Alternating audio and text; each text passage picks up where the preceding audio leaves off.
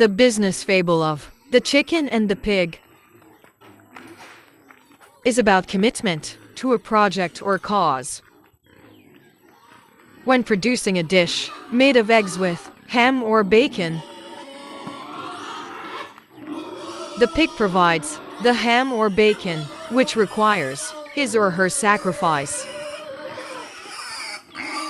And the chicken provides the eggs, which are not difficult to produce. Thus the pig is really committed to that dish,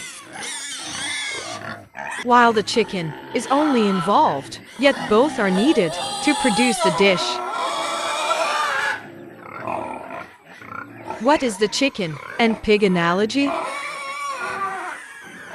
Have you heard this riddle? Question. In a bacon and egg breakfast, what's the difference between the chicken and the pig?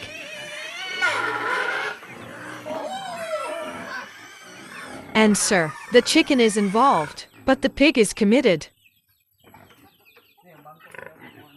Thank you for watching. I hope you like this video. Please don't forget to like and share, and follow my F page for more videos. God bless.